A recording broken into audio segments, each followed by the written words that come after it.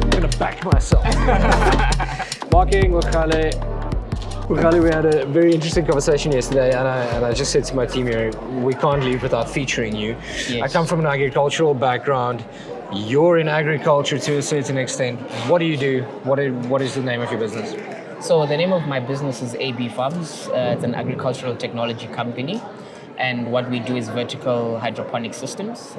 We believe that is the future of feeding the continent, primarily because the continent in the next, like up until 2050, is going to be predominantly young people. So we need to have a way to encourage young people to enter the agricultural space. And if there's one thing that goes together with young people, is technology, right? So if we're going to make farming cool, it's got to have a technology spin to it. But then we've also got the issue of an increasing population, right? We're going to be increasing the world population by about 2 billion up until 2050. So we need to find a way to feed these extra people without increasing the land size, because nature isn't going to give us more land. She's not going to give us more water necessarily. We've taken too much already. Exactly. So there's the issue of the electricity, the energy consumption. We've got load shedding in South Africa. Most of the African continent has some form of energy issue.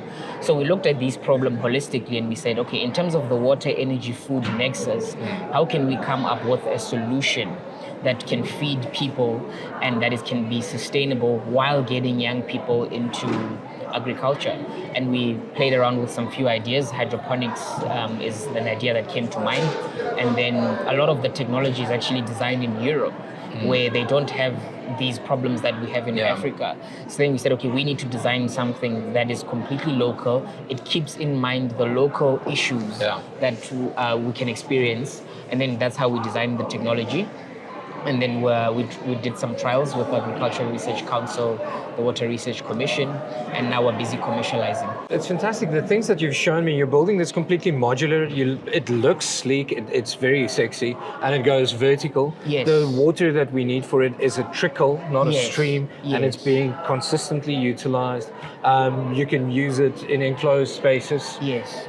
It's pure, like, and honestly, this feels like there's no other way. Like, I mean, that's probably what you believe as well. Yes, and it's already the case in urban areas. Absolutely. How can we grow food where it's being consumed, right? We have to discount the issue of the soil. So it has to be some unique thing that can grow a lot in a small space. How do we grow food in the townships? If we're going to look at urbanization is increasing across the country, but as well as across the continent, then how are we going to feed the people in the urban areas, right? The idea that we're going to get a truck out from 100 kilometers away to bring us food every day, it's not necessarily a sustainable model. So urban farming is going to become more and more important, and these technologies enable that in a sustainable way. I love the idea of urban farming. Like, if a household can provide itself with fresh vegetables and maybe the neighbor, you're already in a positive position, and in a net zero like effect. What you have with as you say, trucks going to market going to supermarket going home. Exactly. It's just too much.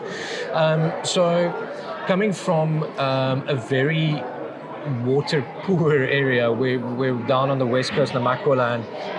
It is purely a desert area. We know that we've been seeing massive fluctuations in climate change and in how much water comes down there in flood time, how much water we're not getting during the rainy season. This can have a massive impact on big agriculture at scale as well. Yes, because with our technology, we don't have any water runoff, right? So where the water is going to be where the roots are all the time. Because we're in an enclosed structure with the technology, you're not going to have a lot of evaporation. So a lot of the water losses that come as a function of agriculture, we've tried to mitigate all of those, right? We can recirculate the water and reuse it in some form or another, and so that you're only sort of topping up on what the plant needs as opposed to starting afresh. Yeah. Yeah. It's like I think my dad actually had a little hydroponic setup that he created, and it was astonishing to see what actually happens, because we see all of these plants coming out of these PVC units, but it's literally a trickle of water coming down, Yes. being recycled. And I don't like agriculture at scale. Electricity is a massive issue. Like pumping water, the amounts of the sizes of the pumps that you need to use. Exactly. I know we only can pump during the night, for example. Exactly. We can only irrigate during the night to see to it that we don't have the evaporation Exactly. issue. It's incredible, really incredible. What do you need at the moment to do this in a bigger format? So right now, I'd say our biggest hurdle is commercialization. I'm from an engineering background. I'm a mechanical engineer myself. And as a team, we're a team of techies. And we've got a CEO on board who helps us with the financial modeling. But we're just now busy trying to build a team, a marketing team, a sales team, to get the exposure out there, to get the word out there, to get the product out there. People don't know what they don't know. And it's quite difficult to get to know the right person, to say this is the right person that you should be speaking to get this technology in this area. So we're looking at those networking opportunities, the people who can open the right doors. And that I think will be a game changer for our business, because if we can crack that, funding will come as a result of that, clients will come as a result of that. So it's just trying to find the right spaces to be in, like this podcast, that can really get us out there and get some traction. And the right partnerships, I think, could also assist. Like if we're looking at who can benefit from this, you're looking at commercial farmers, you're looking at, as you said, urban farming, Exactly. small scale farmers, Exactly. up and coming emerging farmers. Talk to me. Which one of these? Where do you want to play? So currently we're playing in the household space, Okay. Where we're looking at households in the urban areas, because that is it's a fragmented market, so we can target a lot of people, right? We're also looking at the small farmers and emerging farmers who've got limited access to land, right? So if you're on a hectare and that's all that you have, you're not looking at, okay, how can I get another hectare? You're probably looking at, how can I optimize the land that I have? Someone who's got 1,000 hectares is more difficult to convince them that land is an issue. So currently we're focused on households as well as emerging farmers, small scale farmers. That's where we're really playing. It's interesting, like I mentioned our area specifically down on the West Coast a couple of times, but we for example have access to a lot of land, but the water scarcity is measured in hectares. Right. So say we've got 100 hectares of land, we only have 20 hectares of water, so there's only 20 hectares that we can utilize. Right. But by utilizing systems like yours, we can just up that production significantly. Right. We can keep pests out. Exactly. We can bring down any energy costs.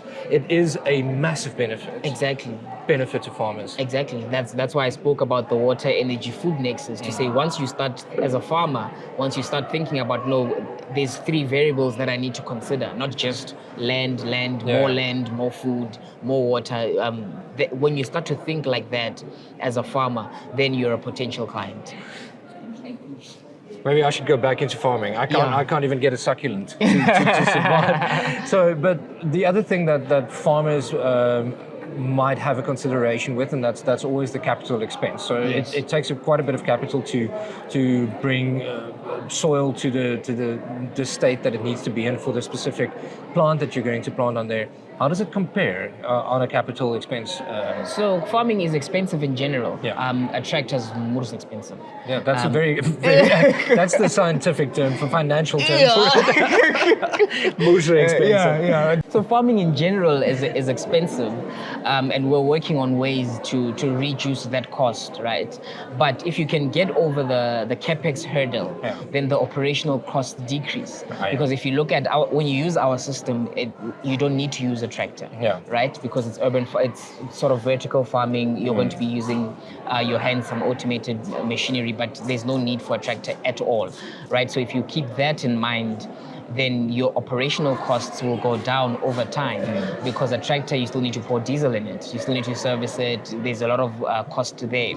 And then with our unit, when you're recirculating your fertilizer, so your fertilizer units will go down, the amount of fertilizer that you have to buy will go down, but you do have to outlay that capital upfront. We're currently looking at how can we make this easier for farmers. Can we get a financier on board, and how we're looking at, instead of just saying we've got this cool technology that no one can afford, we're actually looking at innovative funding mechanisms to help the farmer and say, okay, this is a funding model where you can pay for this over a 10-year period because it will last you that long, and we back the product, and here's a company who can ensure that. So those are the business models that we are working towards, and we're looking for partners in those areas. Interesting. It's always, for me, it's always fun to look at the layers beyond it, because as you say, like you're looking to solve the product market fit problem, maybe like commercialization problem.